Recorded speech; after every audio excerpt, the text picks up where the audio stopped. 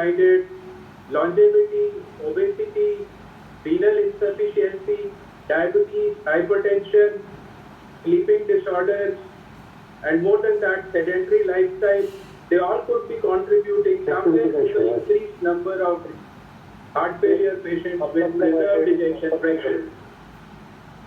Over the past several years, various CMEs organized by Dr. Sushil Chauhan, our great friend, we have learned a lot about the treatment of heart failure with reduced ejection fraction.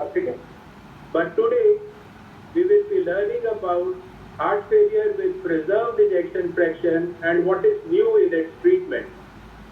For that, we have Dr. Ripin Gupta with us. He is an interventional cardiologist at Max Smart Hospital, Saxena. He is a graduate and a postgraduate of Government Medical College, Patiala. After that, he went on to do DM in cardiology from King George's Medical College, Lucknow, followed by which he did his postdoctoral fellowship in interventional cardiology from National Board of Examinations. He is a master of his craft and a very, very straightforward person. So he'll be an ideal person to teach us about heart failure with preserved ejection fraction and what is the latest in its treatment. Sir, over to you, sir.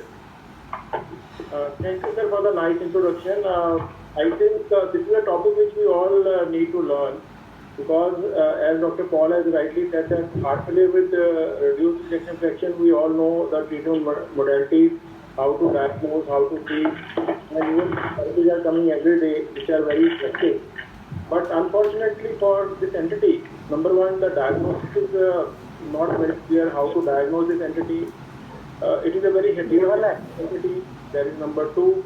And then the treatment part is limited. We are just, as of now, only class 1 indication is to give a diuretic. There is no other medication available for treating this disease. So that's why I took this topic up. So it is a learning for me also, and also for all of us, and how we manage this difficult entity. That is ejection fraction is okay, but still they are in heart failure. How to manage this difficult subset of patients and how we go about it. So let me just come to the slides. Are my slides visible? Are my slides visible? Yes, Dr. Ripin, yes. Dr. Gupta said yes. So, heart failure with preserved ejection fraction. Do we have a light at the end of the tunnel? So this is the topic. And first we should know what are the different types of heart failure and how much is the magnitude of this problem.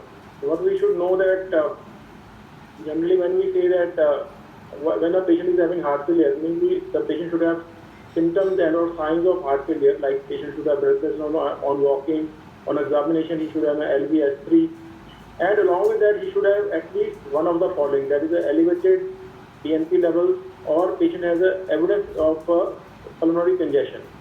And this is how we do the diagnostic algorithm for a heart failure patient looks like. When patient comes with symptoms and he has some risk factors, we see that he is having suspected heart failure. Then the first test we do in this patient, when we are not clear about the diagnosis, do the NT-proBNP. So this I'll be stressing again and again in my talk, that NT-proBNP is very important, and we as clinicians should integrate it into our clinical practice. So we do an NT-proBNP. If the levels are high, then we know that we are dealing with maybe heart failure, and then we do an echocardiography. And on echocardiography, we label the patient to three subgroups. One is a patient with reduced ejection fraction where the EF-LV ejection fraction is less than 40.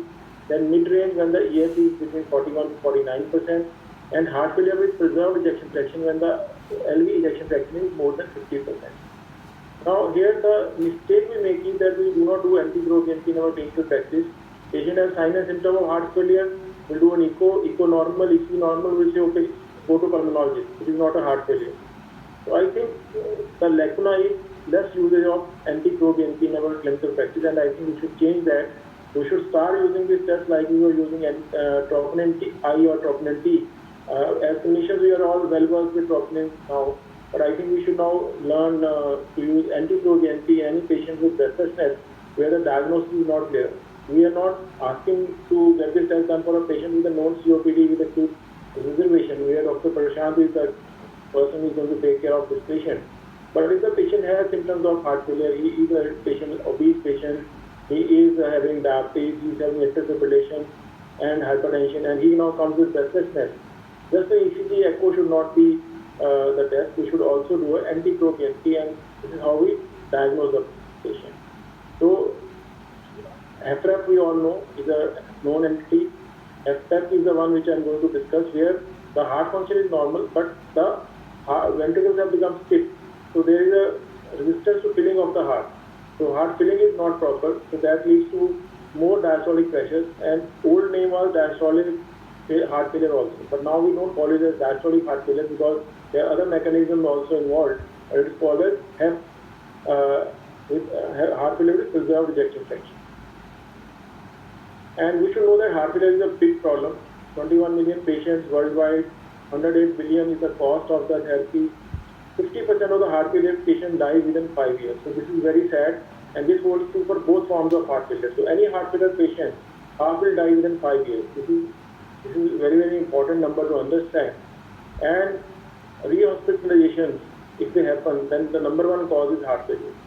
If the patient is more than 65 years of age. So in elderly, the most common cause of repeated hospitalization is heart failure. And vast majority of the patients will have comorbid conditions like diabetes, hypertension, coronary artery disease, renal disorders, and most of them will have 3 or more comorbidities in one patient. So that also makes the treatment of this entity very difficult because the patient has, besides heart failure, 2-3 other problems also going on. If you look at the mortality figures for heart failure, and you look at the latest figures, 5-year mortality in men 59 years, 5-year mortality in women 45%, and this holds for both heart failure, both preserved and reduced ejection fraction. And all cancer, the 5-year mortality is 38% in men and 37% in women. So clearly, this has a worse prognosis than a breast cancer, prostate cancer, or a colon cancer.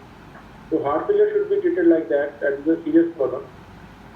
Now this is a very, very important slide which we all should understand. We have taken the heart failure survival from 3 deciles, 1987 to 1991, 92 to 96, and 97 to 2001.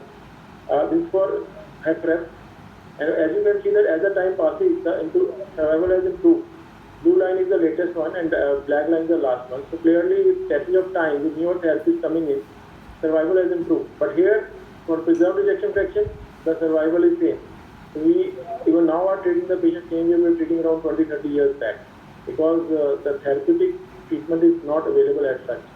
Consequently, what we see is that over the period of time, the heart failure admissions for preserved ejection fraction have gone up, while the hospitalization for reduced ejection fraction has gone down because of the coming of ACE inhibitors first, beta blockers, MRA, and the army which has just come in, and now SLG2 inhibitors. So with all these newer therapies coming in, the admissions have gone down for reduced ejection fraction, but it has gone up for preserved ejection fraction. How did these patients differ from the preserved ejection fraction patient differ from HFPEF patients? More are females as compared to HFPEF. HFPEF patients are more females, more of obesity, more of hypertension, less of coronary artery disease, more of atrial fibrillation, more of renal disorders. So clearly, these patients have a different phenotype.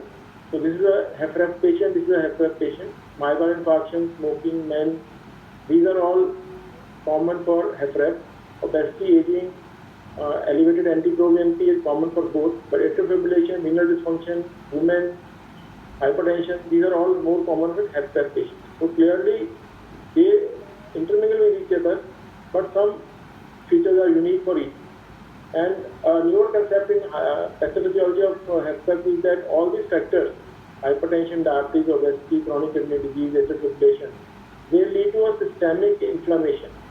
This leads to coronary vascular endothelial dysfunction and reduced vasodilatory response, And this is what leads to diastolic dysfunction, arterial stiffness, chronotropic incompetence, abnormal LV systolic function, because these patients may have 5 to 10% decrease in LV function, maybe a normal person has 60%, a patient with a HFPEF may have a heart function of 50%, 52%, so they may have some abnormal LV systolic function also, and pulmonary hypertension. So this is all mediated through inflammatory response, which was not thought of initially. It was initially thought that the heart failure is due to mechanistic reasons, but not because of this. But now the theory is that this HFPEF comes because of systemic inflammation leading to all these various abnormalities. And this is how a ventricle looks. This is a cross section of the LV and the RV. And you can see clearly that in a HFpEF the heart has become enlarged, but in a HFpEF patient the heart size is enlarged, so not to that extent, but the myocardium has become more thick. So these are two distinct entities, though the symptoms overlap. Most of these patients will have dyspnea, nocturnal dyspnea, lower extremity edema, raised on a clinical examination. So these are all common features, but etiology is different. So how to manage these patients? This is very important, because as clinicians, even if we diagnose, how do we manage this patient? And is the management different from HFrEF patients? Because that we all know how to manage a HFrEF. So should we use the same treatment, or should we modify our treatment? We all know that when we use in a HFrEF patient an ACE inhibitor, beta blocker, aldosterone antagonist, and hydrogen nitrate combination, we have a significant improvement in mortality and hospitalization, and we can extend this now to ARNI and SpVII inhibitors also. But this benefit is only seen in patients with reduced ejection fraction. When we apply these same medicines for HFpEF patients, the data is not there. In fact, the ACC/AHA guidelines say that class 1 indication for treatment of HFpEF is only a good blood pressure control, use of diuretics to relieve symptoms of volume overload, and if the patient has angina, then do a coronary revascularization, which is a class 2 indication. If the patient has atrial fibrillation, manage the atrial fibrillation, try to control the heart rate. This is a class 2 indication. If the patient is hypertensive, use of antihypertensive agents, which can be beta blocker, ACE or ARBs, can be used in these patients. Some data showed that ARB could lead to a decrease in hospitalization for heart failure, but that is very weak. It is a class 2B indication.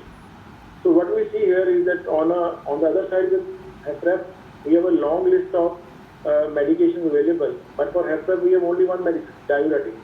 Second is control blood pressure. Third is control atrial fibrillation if the patient is having atrial fibrillation. So there is no specific treatment as such available for this class of drugs.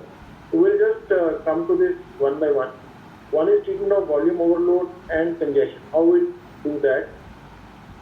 So they say that this is done to improve symptoms. This does not improve the mortality of the patient. So if the patient is having breathlessness and we give diuretics, as for HFrEF and HFpEF, both it is for symptomatic relief, but here it becomes a class 1 indication because we don't have any other therapy available. And diuretic resistance is very common in this subgroup of patients. And they say that to overcome diuretic resistance, what we should do is do diuretics. If we are giving furosemide, give torsemide, because bromocriptide is not available in our country. And if we have done this and this is not working, then we can add metolazone, something, so a combination diuretic therapy. If that doesn't work, we can give IV infusion, which may sometimes work. So this is how we take diuretic resistance in these patients.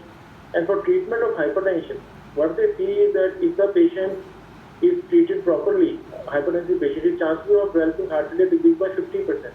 So that's why treatment of hypertension is a class 1 indication. And what happens is that in the patient with HFpEF, if the BP, there is a ventricular arterial stiffening. So clearly, even a small increase in blood pressure in the heart, will transmit to a very high blood pressure. So clearly, we have to manage this blood pressure very aggressively to bring down the symptoms. There was some initial evidence that renin-angiotensin and aldosterone system inhibitors, these ACE inhibitors and ARB, will be useful in this subgroup of patients because they have proven very useful for HFrEF patients.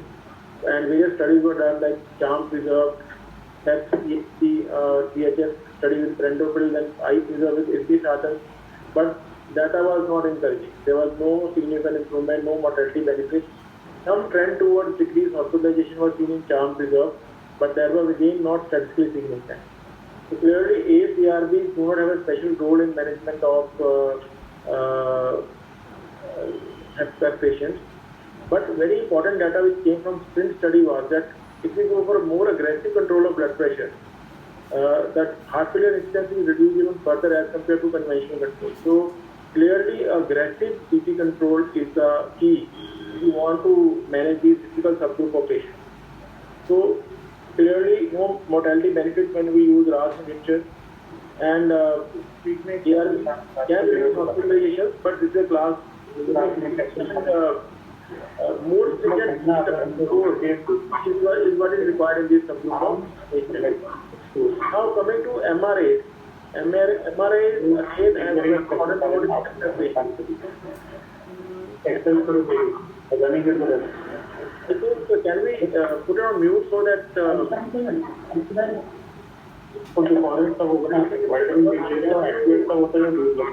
Mr. Kamal तो पूरा cycle पर चलता है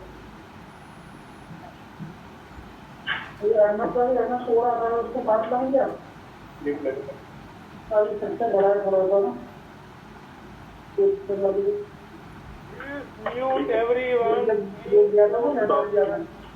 doctor Kamaljeet की उससे आ रहा है आवाज डॉक्टर कमलजीत को म्यूट कराइए डॉक्टर कमलजीत प्लीज म्यूट तो कर सकते हैं आप वो होस्ट हैं एडमिन कैन म्यूट कमलजीत और whoever is talking 10 से डन कर दिया मैंने So coming to MRA, they are proven to be of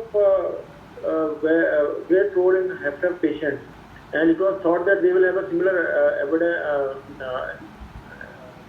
benefit in this subgroup of patients also, and even some studies where eco studies were done, they have shown that adding a spironolactone will lead to improvement in the mitral inflow velocity, signal left ventricular mass index.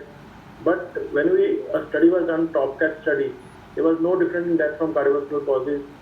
Some lower incidence of heart failure hospitalization was seen, but that was not again very statistically significant. But there was a trend towards a lower hospitalization for heart failure. One reason for that, this was thought to be that in TopCat, it was a multicentric study, and the patients enrolled in different countries were having different phenotypes. Like patients taken from America, they were more elderly patients, while patients taken from Russia and Georgia, and equal number of patients were taken from 1700. They were younger and they had less atrial fibrillation, means lesser sicker patients. And it was seen that when we take the patients, older patients with more comorbidity, the benefit of MRIs came in, but not in younger patients with less comorbidity. So clearly, this put the MRIs into again, you can say, not as a class 1 or class 2 indication. So no overall mortality benefits seen, but some regional variation was seen. May reduce hospitalizations for heart failure, may improve hemodynamic parameters, and also they are useful for potassium hemostasis because a lot of these patients are on diuretic therapy, and also for management of resistant hypertension. But per se, not as a first-line drug for management of heart failure with preserved ejection fraction. Beta blockers, again, various trials done over years, and meta-analysis shows no benefit. In fact, even a trial done on ivabradine was again neutral, no benefit. So beta blockers are only given to control rate or for comorbid condition like a patient having a myocardial infarction or atrial fibrillation. Calcium channel blockers, again, not indicated except for patients with atrial fibrillation where they may be useful in controlling the rate. In fact, it was seen that with nitrates, there was exercise intolerance. So nitrates, again, not recommended. Digoxin can be used to control the rate, but it increases mortality. So again, not recommended in this subgroup of patients. So now coming to newer therapies, we have ARNI and SLP2 inhibitors, which have worked wonders for HFpEF patients. Have they some role? So recently, 2 trials were published, one for ARNI and one for SLP2 inhibitor, and I'll discuss these 2 trials one by one, and then I'll summarize my presentation. So again for ARNI, there was a Paramount trial where it was seen that once you give ARNI, the NT-proBNP levels were lower in patients with HFpEF patients. So clearly it was thought that this led to a bigger trial, Paragon heart failure trial, where they thought that maybe the same benefit which is coming in HFpEF patients will come for these preserved ejection fraction patients also. And they took patients who were having an EF of 40% and more, 45% and more, were symptomatic, and their BNP levels were on the higher side. So these three were the basic inclusion criteria. And then they did an analysis, and what they found was that over a 4-year period, using the combination of Segutril and Valsartan, that is the ARNI group versus Valsartan, that there was only a 13% reduction in the primary endpoint of cardiovascular death and heart failure hospitalization. And the p-value was not significant. And when they divided the two separately also, the benefit did not come. P-value remained insignificant for both cardiovascular death and heart failure hospitalization. So as such, this was a negative trial. But some subgroup analysis drew an important picture that if we take a gender analysis and we divide between male and female, in females the benefit was much more, in males the benefit was not there. And if we take the ejection fraction less than 40, 50 was the basic cutoff, again benefit was seen in lower ejection fraction, that is mid-range. So if the patient was having a heart failure with mid-range ejection fraction, the benefit was more as compared to heart failure with EF of more than 50%, that is a preserved ejection fraction, because there both subgroup of patients were there. So we have a heterogeneity of response in this. One was that as the EF becomes lower, the benefit comes in. So clearly the patients of preserved ejection fraction with some mild renal LV dysfunction, the benefit was there. So though it missed the primary endpoint and clearly is not a therapy which is recommended, I think more trials are needed to study this entity in specific subgroups like women and patients where the ejection fraction is mildly deranged, that is a mid-range heart failure. So in that subgroup, I think it may prove beneficial. But as such, for a whole subgroup of whole group of HFpEF patients, the data is negative for this trial. So this was a major disappointment, because we were thinking that ARNI have worked wonders for HFpEF patients. It will be also applied for HFpEF patients, and then we had a big victory, because then we knew that there is a therapy available which we can give in these patients. But this trial has put that on hold as of now. Maybe when we see this patient with an EF of around 50, 48, 49, we can give this patient ARNI, but beyond that, I think the data is not clear. Then coming to SLG2 inhibitors. Now, SLG2 inhibitors we know are mainly anti-diuretic molecules, but they are also now being prescribed for heart failure with reduced ejection fraction. And based on that, they planned an Emperor Preserve trial with empagliflozin, and they wanted to see whether it will work in this. And their hypothesis was that SLG2 inhibitors act on 3 pathways. One is the kidney, then on the heart itself, and also on the endothelium. So it will reverse some of the side effects. As I discussed initially, there is a pathogenesis where there was inflammation in the cardiac muscle, inflammation in the vascular system, which was leading to this heart failure. So they say that empagliflozin will cause decreased cardiomyocyte oxidative stress, decreased systemic inflammation, decreased cardiac myocyte stiffness, decreased extracellular matrix remodeling and concentric aggregate, and all this will lead to benefit. Based on this hypothesis, the trial was planned. Around 6,000 patients with EF of more than 40% were taken. So it was not practically a heart failure with preserved ejection fraction. It was basically heart failure with mid-range and preserved ejection fraction. And they were given placebo or empagliflozin on top of other treatments. So only criteria was that NT-proBNP has to be more than 300 in patients without AFib and more than 900 in patients with atrial fibrillation. The reason is that once you have atrial fibrillation, your NT-proBNP levels become high. So that is one important learning for all of us, that if a patient is AFib, we should not apply the same criteria for NT-proBNP as if the patient is in sinus rhythm. And the trial data, which was a composite of again CV death or hospitalization for heart failure, there was a significant reduction, which we have not seen, 21% relative reduction and 3.3% of absolute reduction, and p-value was highly significant. So this trial, in contrast to Paragon, showed a great benefit, and the benefit started from day 80. As we have seen for even heart failure with reduced ejection fraction, the benefit kicks in with SGLT2 inhibitor very early. Same was seen here. And when there is a subgroup analysis, age less than 70 or more than 70, male, female, sex, race, where Asians were also there, around 400 patients were there. And then area-wise, Asia, Europe, Latin, all had consistent benefit. And the patient with ejection fraction less than 50, 50 to 60, more than 60, diabetes, no diabetes, EGFR less than 60 or more than 60, and the patient having class 2 symptoms or class 4 symptoms.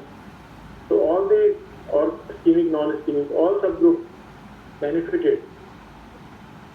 And it was seen with all, again, patient with all, patient whether on ACE inhibitors or MRAs, baseline anti-BNP, BMI, history of AFib. So all things were studied, and it was seen that there is a consistent benefit of empagliflozin in this subgroup of patients.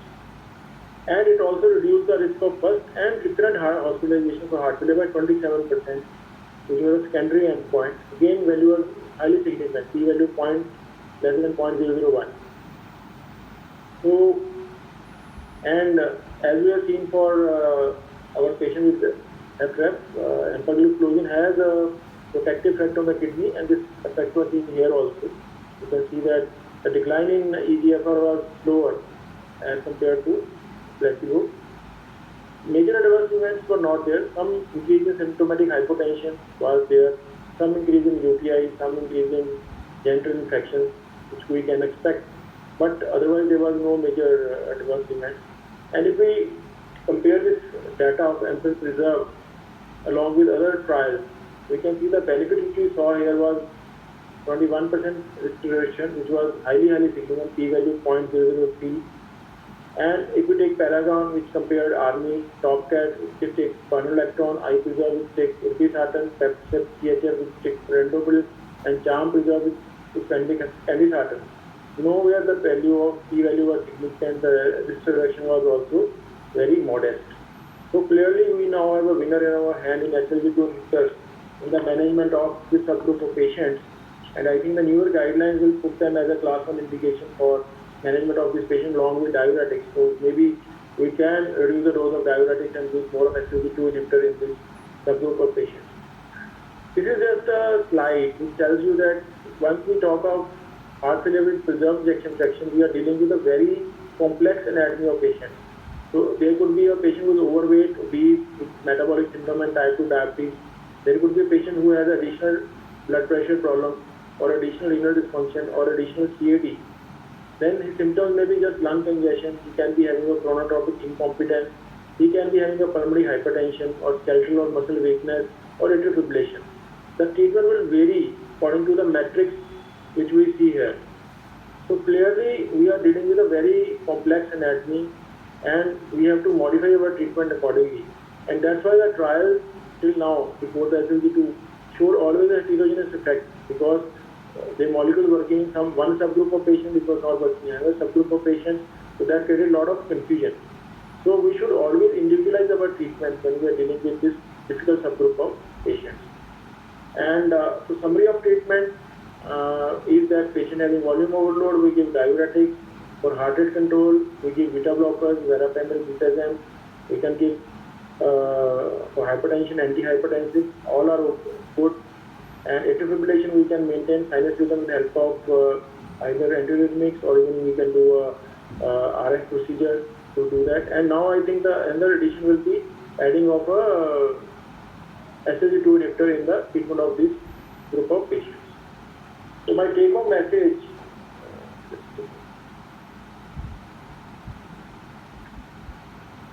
is that HFPEF is a difficult to diagnose and manage condition. We can miss the diagnosis. Even in big studies, it was seen that around 20 to 25% of the patients, the diagnosis was missed. We should integrate anti-proBNP in our clinical practice We should know the numbers, we should know where it can come false positive, like in atrial fibrillation it will come false positive. So we should know how to use this, like we have known how to use troponin I in our clinical practice. We should remember that HFpEF carries a worse prognosis than HFpEF, and comorbid conditions which are there like hypertension, diabetes, atrial fibrillation needs to be managed properly. Conventional treatment for HFpEF does not work in HFpEF, and SH2 are the first agents to show promise in managing this difficult condition. Thank you. Dr. Ripin. Yes, sir. Just a query. Did you say that even if echo is normal, still we should do anti-pro-BNP to rule out heart failure, even if echo is normal? Yes, sir. Yes, sir. Yes, sir. What you have to understand is, sir, that echo is now being done at lot of places. Not all by experienced EM cardiologists. Lot of places it is done by even doctors with 3 months training of echocardiography. And sometimes they can miss the diastolic dysfunction criteria. So they may not assess the diastolic dysfunction that properly. So in those subgroup of patients, let's say we see an echo, no regional wall motion abnormality, LV function is 60%, cardiac values are normal, and just say right the grade 1 LV diastolic dysfunction, we tend to say okay, everything is fine, go meet a pulmonologist. And this happens, sorry to say, with us also. Being a cardiologist, we also sometimes tend to just say okay, everything looks okay, go to pulmonologist. And I have a few cases where Prashant referred back the patient to me. So Dr. Ripin, have a second look because I feel this patient is having lung disorder, not lung disorder, heart problem. And then the missing link was that we have not done anti-pro-BNP in this patient. So after 2 or 3 of these episodes, now I've become more careful, where I clinically suspect a heart failure, but echo is absolutely normal. I will always do an anti-pro-BNP to clarify my status. So in many of the echo done for pre-operative checkup, we do routinely for a pre-operative in above 60 age group. So they sometimes echocardiography who has done cardiologist has written suppose mild diastolic dysfunction. So in all that cases, in all those cases, anti-pro-BNP should be done? No. Sir, you have missed the picture. You see, I said that we start the diagnosis of heart failure with symptoms and signs of heart failure. If they are not there, then we need not do anything more. Okay. If they are not symptomatic, then nothing to be done, right? And then we just follow it up to know that okay, this patient has a grade 1 diastolic dysfunction, and if the patient later on develops dyspnea, we should always get a repeat echo done to see whether the diastolic dysfunction has progressed, and we can also then at that stage do anti-pro-BNP. We should not use the left, right, and center. Let's say patient comes with all patients with chest pain, we don't do a troponin I. We use our clinical judgment. Same thing we have to use for anti-pro-BNP. But we have learned to use this technique in our clinical practice, which is very... I got your point. Thank you, doctor. Thank you. Dr. Paul, sir, if you can hear me, sir. Yes, sir. We would request Dr. Ripin to stay, and we would ask Dr. Prashant has an issue with connectivity at his place. He won't be able to present slides. So we will invite questions, sir. Kindly invite questions on post-COVID complications or anything related to COVID, which he would answer from his rich experience working in Max Hospital and managing all sorts of COVID patients with different kind of complications. So I think you can start by asking some questions, and then I will take over, and then I think everyone from the team, everyone from the group can ask some questions. We have had a very bad experience with the second wave. As I have been saying, we lost some of our near and dear ones. And I think there's none of us who did not have a friend, family, or a relative affected with this extremely bad viral affliction, and it has left scars on everyone. So I think we should be asking him questions. It is not possible him to present with slides. So over to you, Dr. Paul, sir. Basically it was about post-COVID conditions that he was going to talk, which is an umbrella term used for all the health consequences of COVID that are seen 4 weeks or beyond that. And we must remember that all that happens after COVID is not a post-COVID condition. It could be something else also. And all those patients who present with post-COVID conditions may not give a history of positive COVID tests. Sir, Dr. Prashant, tell something about this. So, thank you, Dr. Paul. And I think I must say it was an excellent presentation by Dr. Ripin, highlighting a very important topic and very underestimated that. And I would like to speak about post-COVID syndrome or the long COVID syndrome, because this entity is very uncommonly recognized. And how can you enable the speech here? I think I will try to present a few slides if possible. Rahul, can you enable the screen share, please?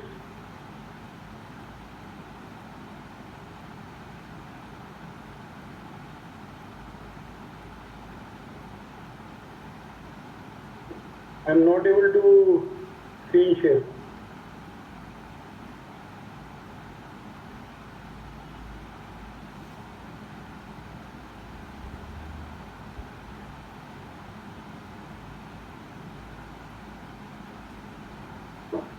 So, in the meantime, enabling screen share.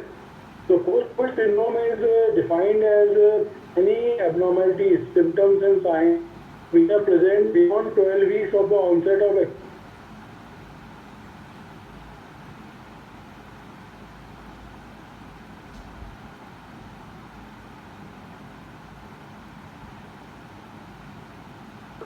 definition of long COVID syndrome, where you have abnormalities persisting beyond 12 weeks in any individual. And the main problem was that we had a poor understanding of the COVID inflammation and other pathways. And the most important factor in the post-COVID syndrome is ICU stay, or the ICU problem which the person faces.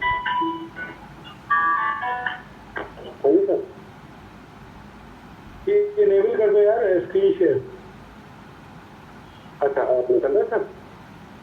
ठीक है sir, ठीक, no problem. ठीक है sir, ठीक.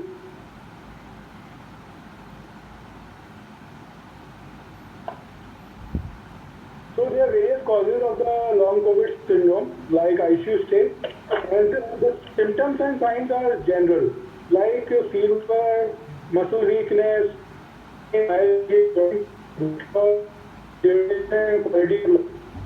the other symptoms are respiratory, like dyspnea, cough, functional impairment, dysfunctional breathing. Sometimes patient may have chronic oxygen dependence. There are psychiatric or neurological issues also after COVID, like post-traumatic stress, depression, anxiety, headache, cognitive impairment. Some people also experience chest pain, palpitations.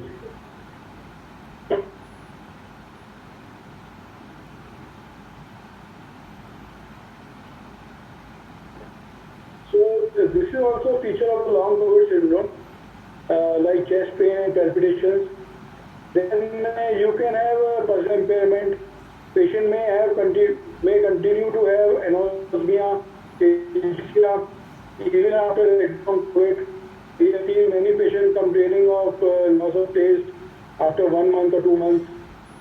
Then we have hair loss, diarrhea, which may persist for a longer time after the recovery of COVID. So, we basically need a multidisciplinary team to manage these kind of patients. And other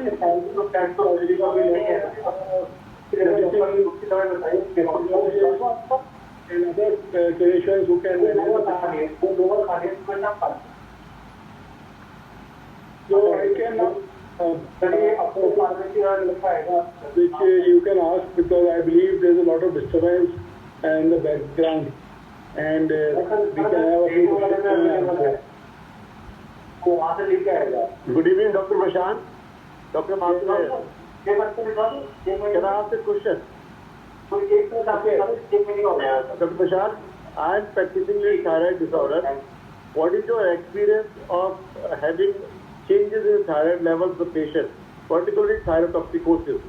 Those patients who are under remission after having taken treatment, they exacerbate post-COVID. And do you have any experience? I've seen few patients like that who have been doing perfectly fine before COVID, and post-COVID, after 6 to 8 weeks, they go into exacerbation of thyroid disorder. What is your take on that, sir? हाँ sir, बड़ी interesting observation है और in fact ये mention भी है in the long COVID or the post-COVID syndrome that people tend to have thyroid issues and a controlled thyroid may become uncontrolled. So thyroid observed a few patients. I have also seen a few patients, and in fact it's more difficult to manage these kind of patients. So your observation is very correct, and not only thyroid, renal impairment and other endocrine abnormalities. Yeah, diabetes does happen, but like difficult to control diabetes. These are also common in the post-COVID era. okay. That's why my experience, but in hypothyroid patients, it doesn't affect much. They remain more or less same.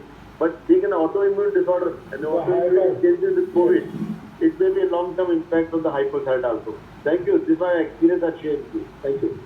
Thank you, sir. Dr. Prashant, can I ask a question, sir? Sir, we have seen a lot of patients after COVID who just have no energy left in them. I mean, I know for sure many patients who were compulsive walkers before they got COVID, and after that they had no energy to walk, and this continues not for days but for weeks altogether. But when we look at their saturation and we do their CT test, everything looks to be fine. I mean, they don't have any significant fibrosis, and their saturations are in the range of 95, 96, 97. Any special reason for that? Is there a particularly muscle affliction because of the virus or something else? What is your experience with this post-COVID fatigue, if we can call it? Yes, sir. So again, interesting question, and this is increasingly being recognized in the post-COVID, and it is part of the post-COVID syndrome or the long COVID syndrome, where you have these persistent muscle ache, muscle weakness, asthenia, malaise, and profound weakness in some individuals which tend to persist. And I have seen a lot of patients with high CPK levels, which again tells us that muscle involvement, as you rightly pointed out, many patients get muscle involvement both during the stay and after stay also. I have seen a few patients where the CPK levels took a long time to normalize. So muscle involvement, as with any other viral illness, it is extremely common in COVID patients. And I believe I have seen a lot of role of supplementation and nutritional improvement in these patients, including vitamins D, calcium, zinc, magnesium, and other micronutrients also are very important in these patients who develop these weaknesses.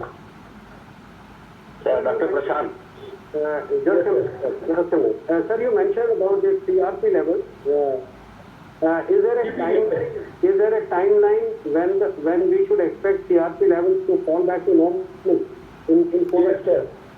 Yeah, and a very interesting question and linked to a study. And I remember recently going through one such study where they have serially followed up the levels of CPK, CRP, D-dimer, GSR, and usually it takes 6 to 8 weeks for the ESR and CRP to normalize.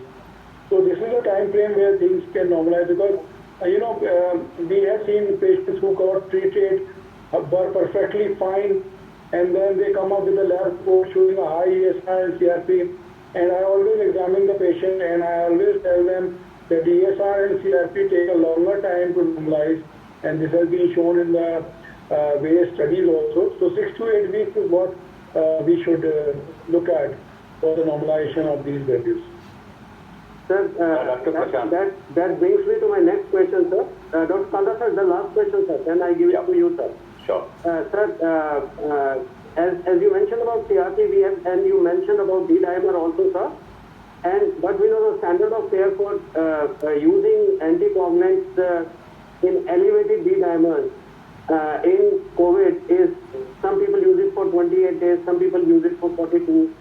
Unless and until there are very severe comorbidities and you have compelling reasons to use them for a longer time. But we see that even after we have stopped anticoagulants, these people continue to have D-dimer in the range of 300, 350, 400. I mean, they are not normal. They are not compulsorily normal, but they will around the upper limit of normal. Do we need to treat it by any specific means, or this will just subside on its own? So the recommendation, as you rightly told us, recommendation for anticoagulation is 6 to 8 weeks in patients who have recovered from moderate to severe COVID and had elevated D-dimers during or pre-hospitalization. Now the problem occurs when the D-dimer level continues to be high. See, my take is I never monitor the D-dimer levels after the patient has recovered, unless the patient has factors to develop pulmonary, like any patient on steroids, chemotherapy, other things we all know. So we don't usually monitor the D-dimer level, and I stop my treatment after 6 to 8 weeks because that is the recommendation. Just for a slightly elevated D-dimer, you don't have to worry, and you can leave the patient as such. It will take time. It will normalize. I have seen a lot of patients who had D-dimers elevated for 3 to 4 months, and then it normalized itself without treatment. Thank you, sir. Over to you, Dr. Yeah, Dr. Prashant, 2 quick questions, sir. Firstly, with the third wave around the corner, some areas are facing.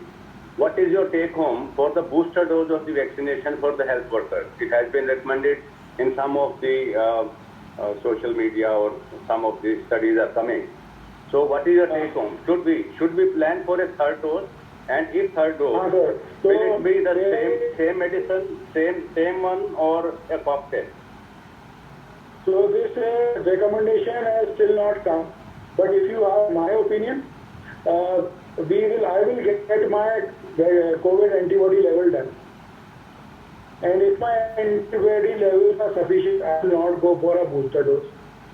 If my antibody levels are less than 3 to 5 times the higher limit of recommended COVID antibody level, then I will definitely look for a booster dose, and booster dose of the same vaccines I have taken. So this is what because we don't have any recommendation from any government agency about the booster dose, sir. Right, sir. About the hair loss, we are having so many patients, sir. So is there something special to be done, or we wait and watch? Because for other post-COVID symptoms also, there is not great things. Definitely you have to replenish whatever is deficient. If there is some thyroid issue, vitamin D or whatever deficiencies are there. So is the real cause the hair follicles are involved in COVID, or what is the reason and what is the remedy? It is I think what I have recently went through the literature, it is the inflammatory response and the cytokines which through the blood migrate into the hair follicles and then damage the follicular structures, which is the cause of the hair follicle loss. And this is not amenable to treat. Right, sir. So, by the multivitamin. Dr. Prashant, further to Dr. Kala's question on a booster dose, can I add on that? Sure, sir. There is an information or information I gathered from the USA. My son is working there. They all health workers have got the booster dose, third dose, of the same vaccine was given to them. Because here in Florida, there is an increase in the incidence of COVID positive cases, and all the health workers have been given. Though there is no guideline or instruction in these we have. So what is your take, Dr. Prashant and Dr. Kala? Should you accept that or not? No, I am in for it. But Dr. Prashant rightly said, get your antibodies done and wait and watch. That's rightly said by him.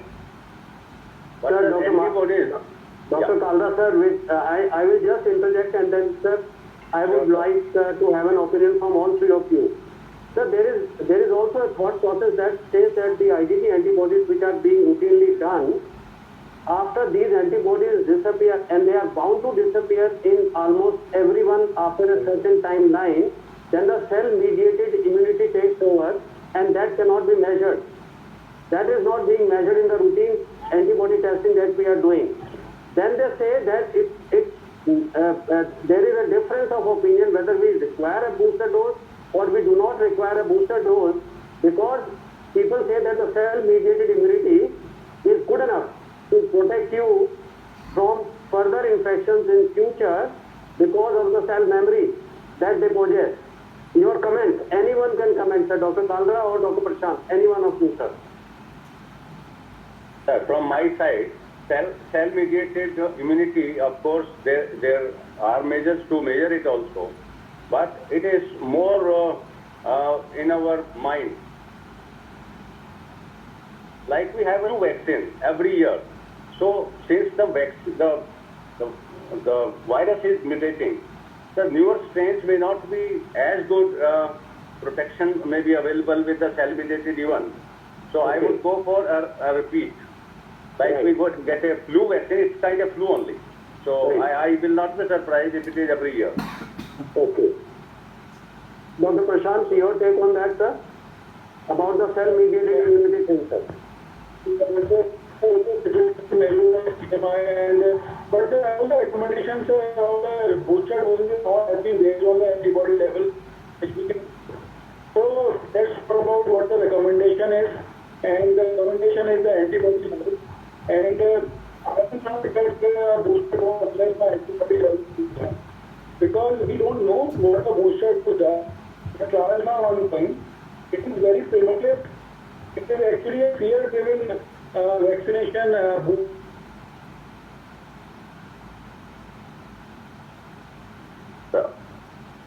I think that we have to wait for a while when the evidence is... yeah, definitely. Sure. We cannot hurry up the booster dose, we have to wait. And as an individual take antibodies, there's no scientific logic to get antibodies done out routinely. But actually, it's what I feel is it's the availability of the vaccine which is not in abundance.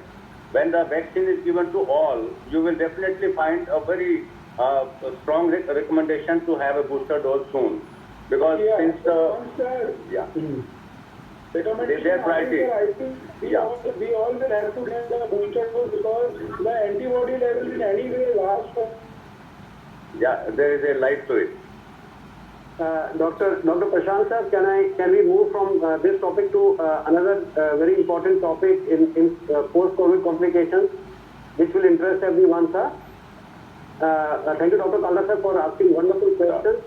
Hope to see you, sir, on future interactions also. You add so much value to the interactions. Sure, sir. Sir, my question is, and stay for the answer from Dr. Prashant sir. We might need your feedback also. Sir, there has been a lot of talk and controversy regarding the antifibrotic usage in post-COVID. We know that when you admit a patient, you are using Nintedanib 150 mg twice a day, or Pirfenidone, which of course has to be used in more frequent dosing.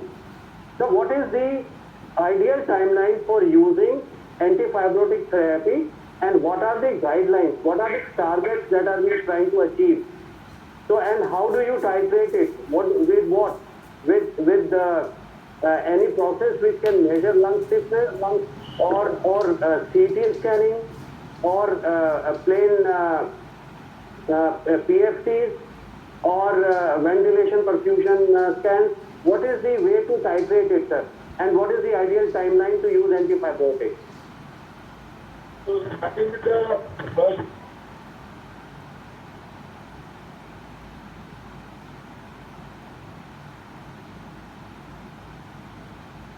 We can't hear you, sir. So the first part of the question regarding the initiation. So any patient who has got who is recovering from COVID or is in ICU or in the hospital, who is requiring oxygen and has got evidence of say CT scan or X-ray, we would like to start him on antibiotics, and this can be as early as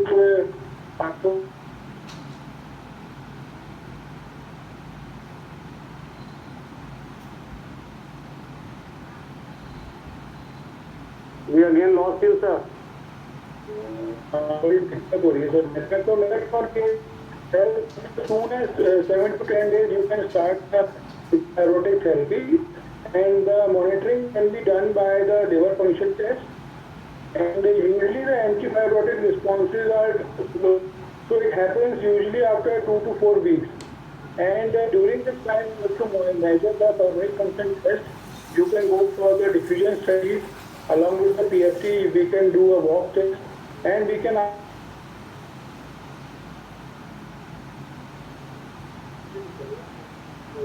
Again, we lost you, sir. I am worried about the so troubling. Dr. Chauhan, would you give me a chance? I'm Dr. J.K. Saxena. Yeah. Go ahead, Dr. Saxena. Most welcome. Go ahead. So my question is for Dr. Prashant. So what is the role of JAK inhibitors and your comments on this cocktail therapy? Two questions. The cocktail antibody therapy, you mean? So cocktail antibody therapy, yes, sir. Okay. Therapy has been launched for only the side effects who are not applied in the word of life. The problem is that it has to be given as an injection over 1 hour. And my apprehension is only that if the patient is not in the hospital, then how you will give such an expensive therapy to this individual.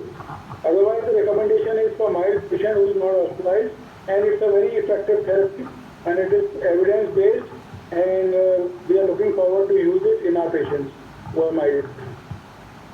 And JAK inhibitors? So JAK inhibitors are new, they are launched in the market, but the evidence is not great about the JAK inhibitors.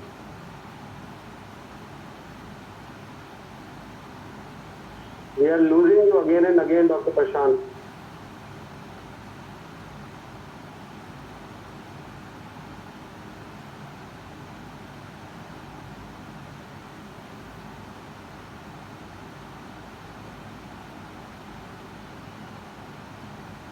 So JAK inhibitors, the evidence is not very great, and we are not using it.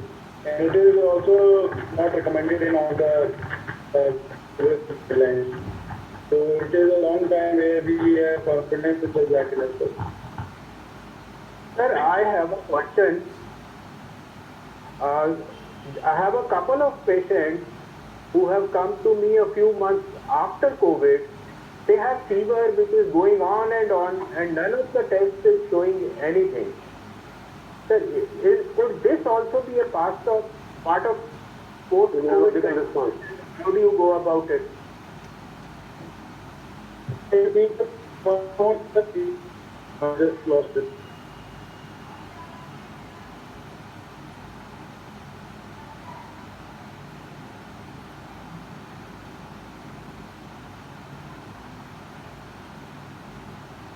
Dr. Paul, sir?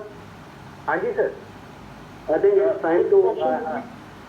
I think we'll ask Dr. Prashant these questions at some opportune time. When we have physical... The network is so poor that it is difficult to make, 2 and 2 is 22 here.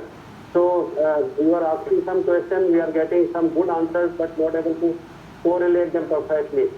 I think it's time to sum up, sir. I would be grateful to you. Kindly sum it up for us, sir. Sir, as far as the talk of Dr. Ripin Gupta was concerned, he himself so beautifully summarized, and it was about the importance of anti-pro-BNP, and the newer thing was the SGLT2 empagliflozin in the treatment of heart failure with preserved ejection fraction. That's something new, and it was definitely a light at the end of the tunnel, and we had some questions. The fact is that scientific knowledge about post-COVID complications is still very scanty, and it is evolving. So I think most of the answers the questions that were asked will be answered better with the passage of time only. And I must thank Dr. Prashant Saxena for trying to give the answers, though because of the lack of connectivity, majority of us could not hear it. Hopefully, we'll have a better connectivity next time.